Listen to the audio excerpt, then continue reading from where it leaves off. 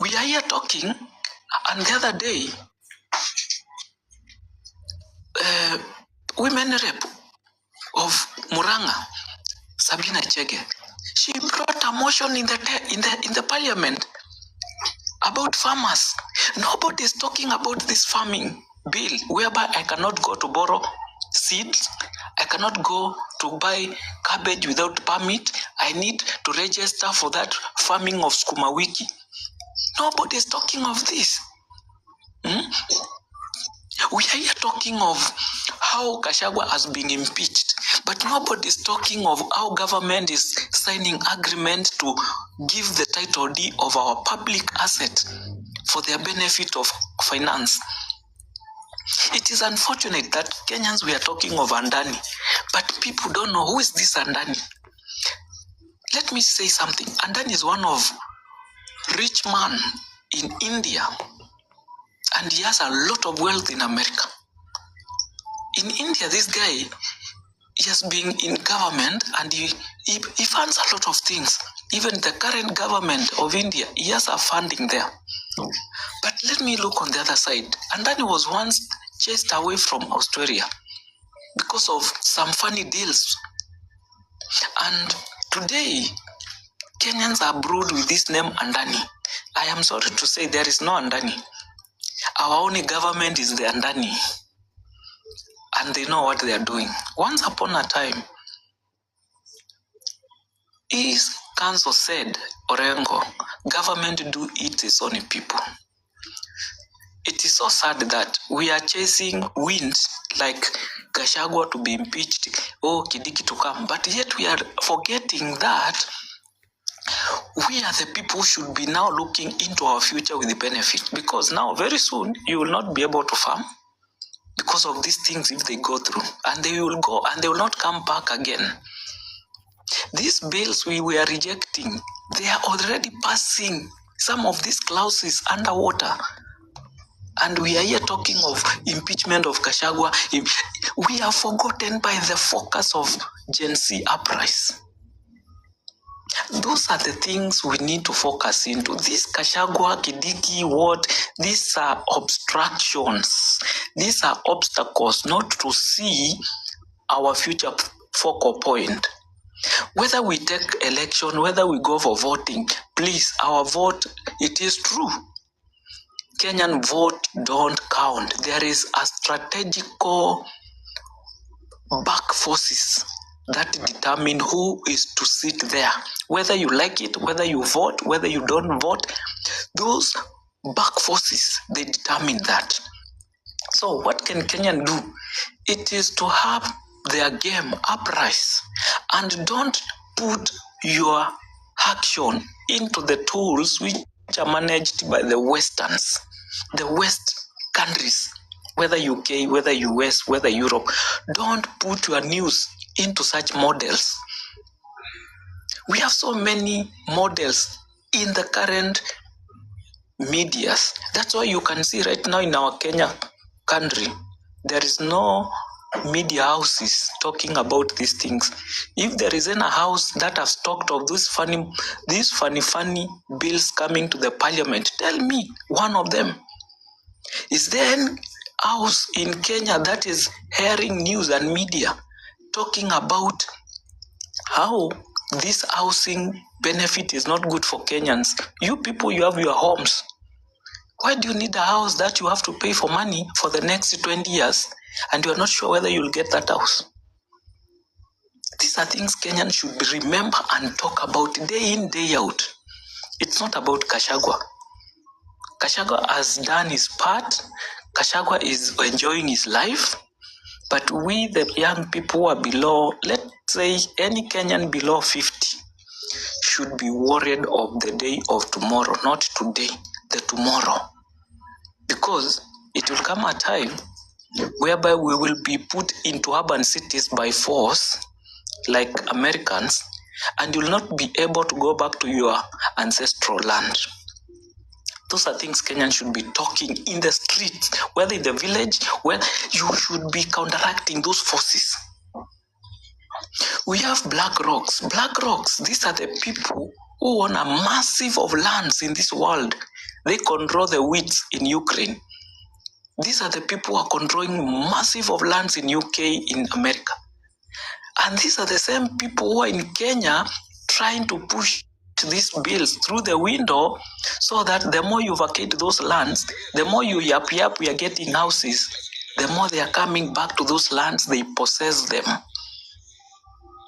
I understand even these things you are seeing, leasing airport for 30 days, for 30 years. My friend, today, if you are about 45 years, just take another 30 years, you will be 75. By the time you are hitting 75, your brain will be clogging up. You will be slow thinker. You will not even know whether there was 30-year agreement or what. These are things we need to start civilization. We need to talk to our young people. Whether it's in Form 1, whether it's in Form 4, whether it's in campus. And then the last thing, which we need also to talk, in the street, whether it is night, whether it is morning, it's the massive organization movements we used to have for the universities, colleges, and any other institution with the person above Form 4. People should have this massive institution and talk these things, because the more they unite, the more they will conquer. And that's what has brought Bangladesh Prime Minister Sheikh Hasina down. That's what has brought Sri Lanka, the president and his brother and the family, down. That's what has brought the Angola family, Jose Santos, down. That's what has brought the current late president of Cameroon, Paul Biya, down, and his family, because people are yapping. But Kenya, we are in this cocoon of, we have the 60 who are pro over the day, but when it comes to night, they are against. We are not united. We are not united. It is unfortunate. Kenya, we have this caliber of people where in the morning, we seem to be together. But when it comes to evening, everybody is looking, where is the money being given so that I can land that side? This pretending spirit is going to kill Kenya and is going to flatten Kenya. Today, Kenya is in a backward progress like Uganda. Imagine what used to happen in Uganda, it is now in Kenya, and we cannot love it. It is in Kenya right now. I'm talking to you. People used to say, Uganda, they cannot speak English. Where are we going like Kenya now? Our education policy is tampered with. It's unfortunate. We need to talk. We need to stop thinking of these medias as our savior. Media is not our savior. Medias are brokers. They are in the business. We need to open up our mouth, whether it is morning, whether it is evening. It does not matter. You just say what is in your brain. Somebody will take that spirit, you will run with it. The Vigilante. Yes. Thank you very much for your input. I'm getting back to you again. Ila maneno unaelezea hapa, that's why I've given you enough airtime. Because nasikia you are injecting sense. You are giving sense. And I need people like you to tell people what we need as a country. So to avoid monotony, I want you to take a break. You take some sip of water. Then I'm giving you another second opportunity. Thank you. Martini. Hello. Karibu. Niko karibu sana. Yeah.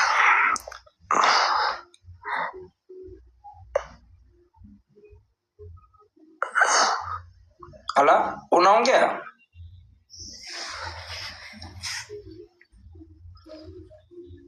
Umeingia studio kulala?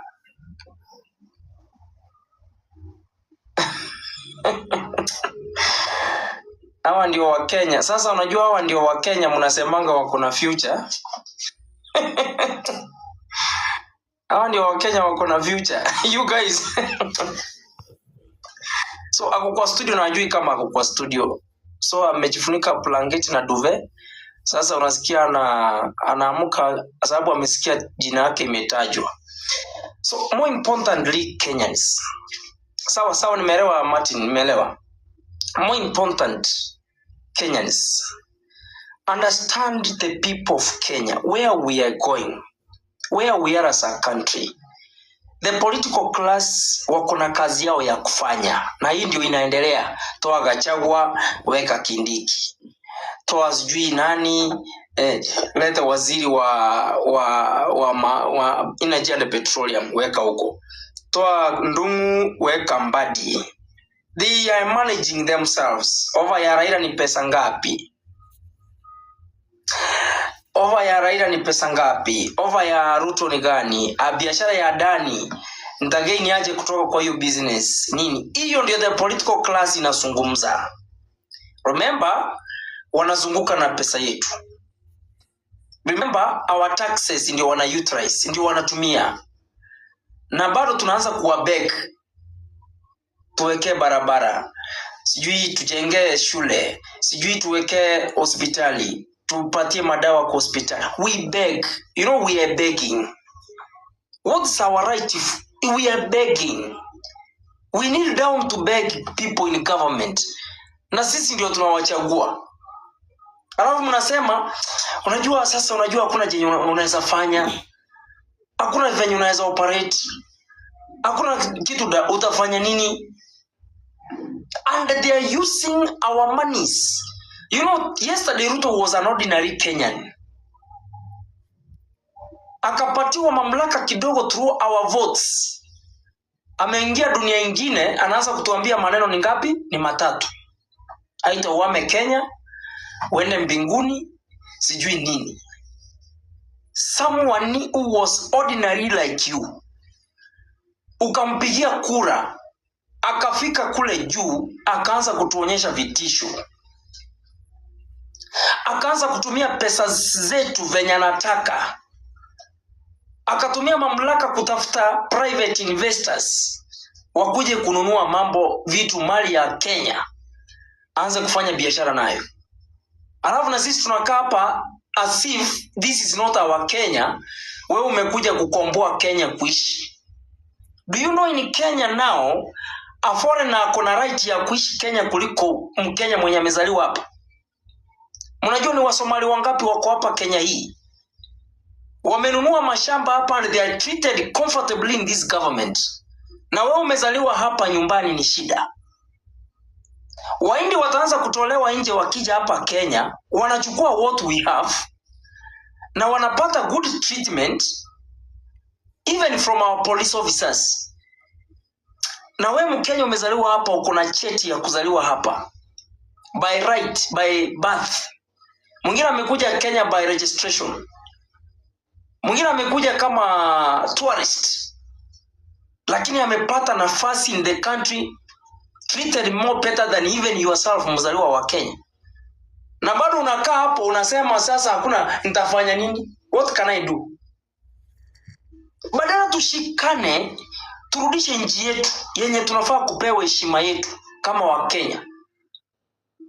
Ni kuyumba yumba. Mtu wetu akukua mamlaka, mtu wetu. The syndrome, mtu wetu arrangement. Nikiongea hiyo, nyinyi wakisia hamuna numbers. Nikiongea hiyo, najua nyinyi hamuna mamlaka. Wakalimu kitoka nje kuandamana, wazee wakubwa wanakuja kuambia mila na tamaduni haziruhusu young people mfanye venye mnafanya. Wanaleta, kuna miti ingine hapo na maji, wananyunyuzia vijana pale. Eti ni makosa sana kuandamania mtu wenyu. Such a kind of cultures, where are they taking you? Mzee wa miaka mingi anakuja hapa na culture za kuwanyunyuzia maji kwa vichwa. Eti hamfai kuandamania mtu wenyu mwenye ako mamlakani. Hiyo inakusaidia na nini? The problem a Kalenjin has is the problem a Kisii has, is the problem a Luo person has. Because tunakula unga moja, sukari tunanunua vile vile, hakuna mtu anapata special treatment. We have problems that are common. Why should someone tell me now that we are in power, I pay lesser school fees? now that we are in power, you know, I buy unga at this cost. Nyinyi sababu amuko in power, now you buy it expensive. Now that Raila Odinga has joined the government, now as the laws, we get now good health services, unlike other communities. Now that Gachagua has been impeached, now there is an entry of Kindiki. Now Kenya, we are going to get good roads. We are going to get good electricity, sufficient electricity. We are going to get clean water. Where? Kenyans, we are being used wrongly for political scores, for political gains with the rich. Someone said, if you people can unite, you will bring fear to the people in power. If you people, the poor people, the desperate people, the suffering majority, the hustlers, the many hustlers, if you unite, those people in power, they will fear. They will become powerless. So for how long are we going to sit here and be used by these politicians? For how long are we going to sit here and say tomorrow is going to be better with this kind of arrangement? Kama Gachagua amechambua William Ruto, amemwambia nipatie share yangu, mbona mnanipatia share less na nyinyi mnachukua more? Wewe ndio unatuletea fujo hapa, unaenda nyumbani. Wanaleta mtu mwingine. Kindiki wewe ingia hapa, unaelewa chenye tunataka. Wanaendelea na sisi tunaanza kuclap. Eti Kindiki wetu amewekwa, mnaanza kuimba Meru, nyinyi wa Meru. Watu wa Tharaka Nithi. Nyinyi ndio nimeona leo mchana mkiimba eti Kindiki amechaguliwa. How will this change the cost of unga in your village? How will it translate to good education in your areas? Nothing. This is a status quo, no achievement. That's why I repeat saying, maybe kama Ruto angetoka hiyo kiti, yeyote ako chini yake hana issue. Mtu mwenye ako na issue Kenya hii ni the head, the man in charge of the country. So guys, let's be focused. Let's ask the people know what we want, what we are looking for. Which Kenya do we need? Hii mambo ya kutumika wachana nayo. Mimi nampenda huyu kijana Eric Omondi. Nampenda Morara Kebaso. If you guys were people of the same spirit, hatungesubiri. Biashara yetu si Kindiki. Our business is not Gachagua. Our business is William Ruto. He's sinking this country. And today, people from Meru are singing, hey, asante sana Ruto kwa nyinyi. Lakini nyinyi wa Kenya, for the sake of your children, be united. For the sake of good health, be united. For the sake of retaining government assets, zibaki hapa. Zisiliziwe to anybody. Be united. Let me tell you one practical thing before I key people to give views. Raila Odinga na William Ruto. Raila Odinga is headed to 80 years. Nataka niwaonyeshe kitu hapa yenye iko very very practical. Odinga is headed 80 years. William Ruto is headed 60 years. Both of them, kila mmoja muongezee 30 years of lease ya Adani. So Raila muongezee 80 plus 30 years. So Odinga is 79, muongezee 30 years. He will be 109. Huyu mzee anatembea kwa mguu ama anabebwa? So today anatuingiza Adani. Today anatuingiza Shifu na Muhindi. Mute your mic Blackie. So today Raila Odinga anatuingiza Adani deal. Anatuingiza Shifu. William Ruto by 30 years of lease. So 30 plus 60 atakuwa 90 years. Huyo mtu anatembea kwa miguu yake ama anatumia fimbo ama saa zingine anabebwa. By that time you are young man, you will be around 46, wengine watakuwa 60 years. Mtakuja kusema huyu mtu alituweka kwa huyu Muhindi namna gani? When you had energy, when you had the spirit, sasa hivi unasema waachana na Ruto, waachana na Raila, waachana na Ruto, waachana na Raila. Can you give these guys currently wakiona hivi wapatie 30 years each, the 30 years of lease ya airport? Odinga will be 109 years, Ruto will be 90 years. Na wao watasema unajua sasa sisi hatujui venye mambo ilikuwa. Hatujui venye mambo ilikuwa. Na sisi tutakuwa very active hapa mbele. Now we had this time of seeing these things happen. We never took an action. When we are told to stand out as the people of Kenya, nyinyi hapa mnaanza kusema ni mtu wetu. Raila amesema, baba akisema left ni left, akisema right ni right. How will this change your life? Blackie, nimekupatia nafasi. Hebu 1 minute.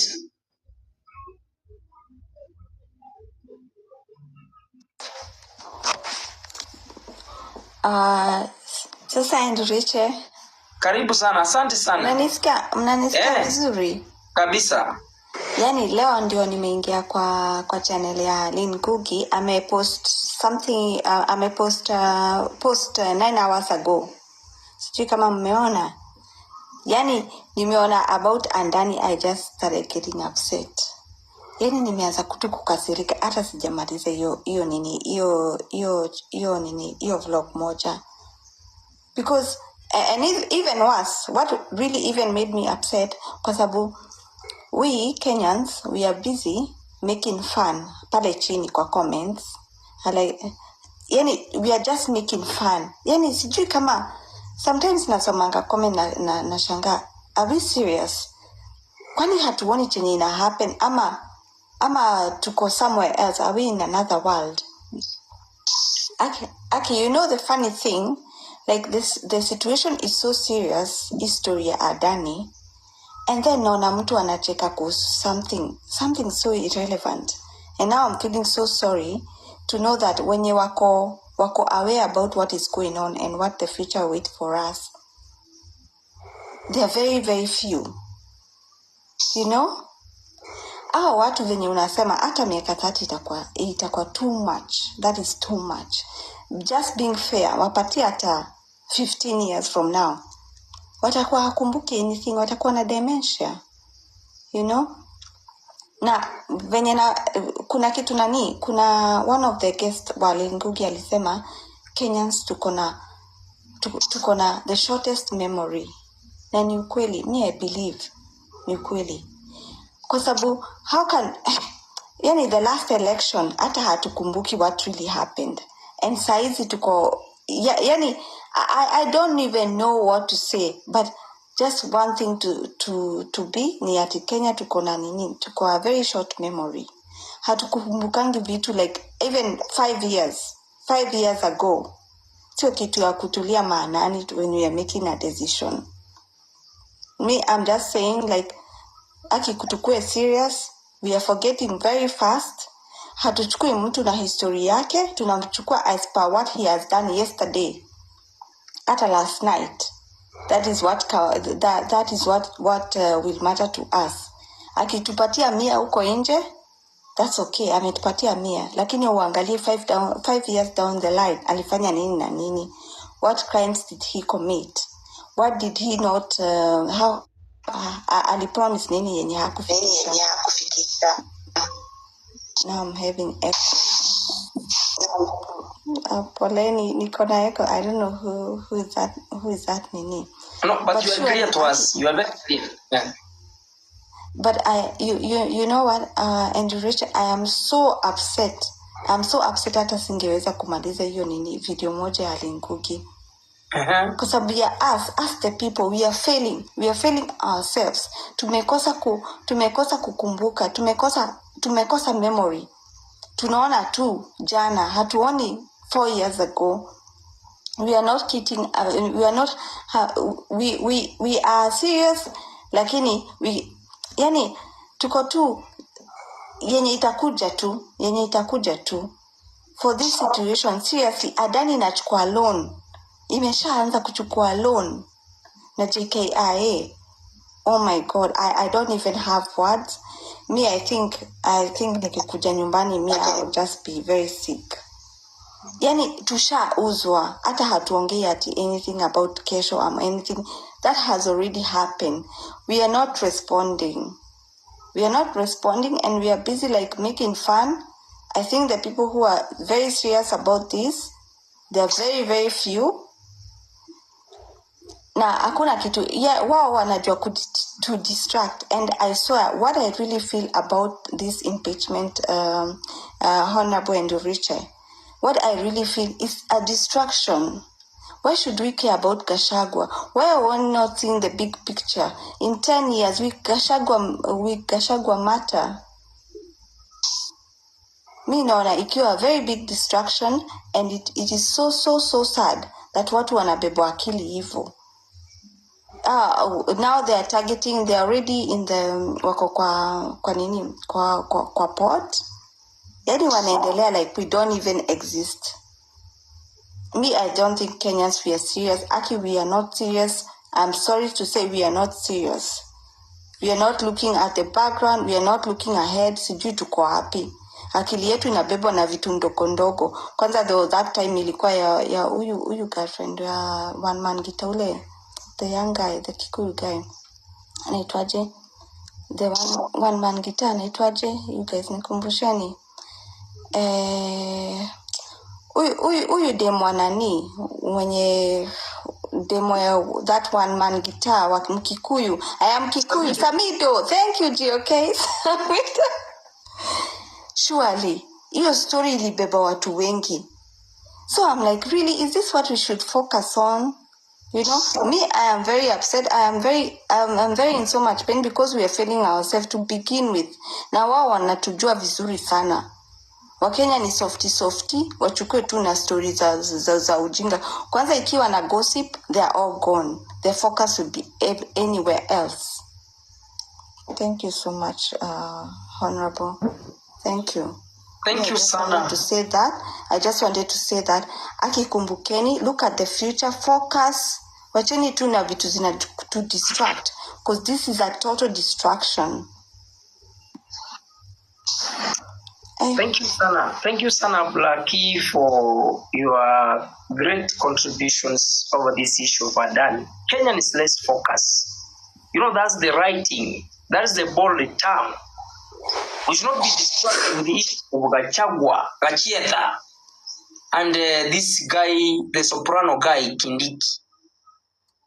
It's not even important to us. Let's stand out as the people. Let's condemn evil. Of what use? I'm asking a very simple question. Tuliingia kwa street on 25th. Tuliingia kwa street sababu ya finance bill 2024. Tukarudi kwa manyumba zetu tukatulia. Tumerelax hapa airport ikiuzwa. Tumerelax hapa Adani akija kumanage mambo ya chief health services in Kenya, and we are here. Na bado mnaendelea kusoma shule mkisema there is a future for Kenya. Do you know that afadhali mngeacha ile finance bill iendelee, lakini mzuie your assets zisikuwe managed na private international companies. wenye mlijitokeza mkaingia kwa barabara kuandamana sababu ya finance bill 2024, mungerudi hapa tena mjiulize. So tumemaliza pale, Ruto amedivert his attention kutoka the finance bill, ametupeleka kwenda kulease our property, our assets to a private company, international company. Who is this love guy? Habari zenyu? Salama. Poa. Yeah, mimi singetaka kusema mengi lakini ningependa tu kusema Kenyans were never serious, and nadhani before we get serious kitanuka vizuri nini kwanza ndio watu wakwe serious. We are still playing around. We think the Adani deal is still a joke and it's not a big deal. That's why we're entertaining such propaganda kama Gachagua. And that's not really none of our business. Yeye na Zakayo wapelekani huko. Hiyo si shida yetu. Aende asiende, na akiende inabidi tu waende wote. Na hiyo ndio tu shida yetu. Na our business si ati Gachagua aende. Sorry. Our business ni Gachagua.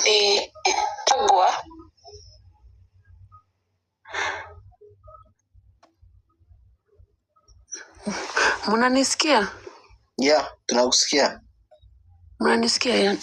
Ndo nasema nini shida yetu when it comes to impeachment, both must go. Sio Gachagua. Na huyu Ruto akianza kusema Gachagua aende, we should not really even be involved with that. Na mimi ningependa nini kuongeza, we are here focused on Gachagua na inchi inauzwa chini ya maji. Yani madeals, wana make madeals ya ajabu na sisi tuko hapa, we are talking about Gachagua.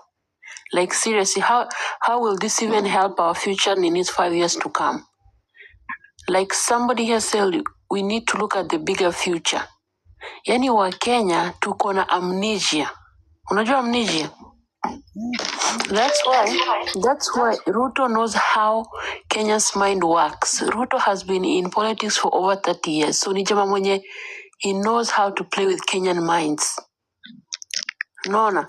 So Ruto sio kama mimi na wewe. Ruto ni mtu mwenye anajua politics. He knows what he wants and he knows exactly what he's doing. Na mimi ningependa kusema, to bring him down from my own observation, it won't be an easy task, because the way na nampelekanisha huyu mwenzake huyu DP na namtoa haraka na hata sio Kenyans. Like Kenyans don't even care about huyu Rigiji. Alafu anajua Kenyans want him gone, not even huyu Rigiji. So Kenyans really need to focus on the bigger picture. Unajua tuko hapa na tuna make jokes na tunacheka lakini kwa ground like hapa hata hakuna inchi. Like people should really be angry, but Wakenya ni kama wamezoea shida. Mimi sijui, like they're used to like problems, they have high tolerance of nonsense. I'm not sure when people will really wake up, but I feel like before we wake up kumenuka sana, like kumenuka, like sisi we will be foreigners in this country. That's how mimi na feel. The day watu wataamua mbaya ni venye tumeshakuwa hata ni slaves. Waindi wameshakuja na washakuwa wa Kenya, wa China ndio huyo nyuma yao, alafu ndio huyo wanani tena. Basically Kenyans will be foreigner. Where we are heading, our grandchildren, they won't have any future. Yani Kenya itatawaliwa na watu wa nje. So please Kenyans, let's just focus and not pay attention to huyu Mr. Gachagua sijui nani. We need to focus on the big fish, which is Ruto. Na ni Ruto ndo anataka yeye gone. Si hata wa Kenya. Rigiji is not even our business. Ruto is our business. So he's trying to divert the attention, but we cannot go from him. Yani we need him gone. Thank you guys. Thank you very much. Thank you very much, Love Girl, for your great contributions. And that's the spirit. Kenyans tushikane mikono, tutembee pamoja. Hii si mambo na mtu wetu, si mambo na biashara, si mambo na who is gonna replace Gachagua, si mambo eti Kindiki ameingia sasa shida zetu zimeisha. Shida zetu ni kwanza Adani. Huyo muhindi akae kwao. Huyo muhindi asikanyage hii nchi. Akiendelea kuoperate hata afadhali turudi huko juu. Hiyo airport tuichome tujue hakuna hiyo kitu. That's the point. Honorable Andruje. Allow me, follow the protocol, I'll give you opportunity. Okay. That's when you accept ukaingia kwa forum, kwa panel. So guys, it's very important people to note. We are not wasting time here. Hii ni late. Hii ni saa 6 na nini. Na I think 40 past. You know, it's about 20 minutes. Haijafika hata 1:45. I'm saying ni saa 6 na karibu 40. Hatujakuja hapa ku waste muda. There's something we are feeling for this country. There's something that is not right with this leadership of Kenya. It cannot be we pay taxes. Na watu wanakuja hapa kutuweka kama wajinga. We are not their slaves. Sisi si wajinga wa Ruto. Anatubeba kama gunia kutupandisha gari akitaka. Akitaka anarudisha mzigo anaweka kwa kichwa. Akitaka anateremsha chini. Akitaka anafungia kwa nyumba. That is not the country we are in. Ruto ni mtu amesoma mambo ya botani hapa. Study of ni plants. Mnasema ni botany. Is it study of what? Plants. Hakuna kitu huyu mtu anaelewa na mambo ya wananchi. Sijui aenda kuangalia mambo ya plants. Mambo ya wananchi na the way wananchi wanafaa kushughulikiwa. Hata hii mali ukitafuta, ununue ndege, amenunua ndege karibu 6. Ndege 6. Kila ndege ni 14 billion. Kenya, watoto wa Kenya wanalia hapa. Alafu watu wakuja hapa waseme sasa focus imeenda kwa deputy president impeachment. Deputy president impeachment. It won't change anything. Tungeamuka hapa tuseme hapana. So Wakenya tuanze na, nimeona Morana ametangaza kuwa anaenda Narok. Nani ametangaza kuna Uhuru Park mkutano, Eric Omondi. If you are in Nairobi, ingia hapa kwa mkutano ya Eric Omondi. We are speaking in one voice. Kenyans should be united. We speak in one voice. Sky karibu. Sky. Yes, thank you, Mr.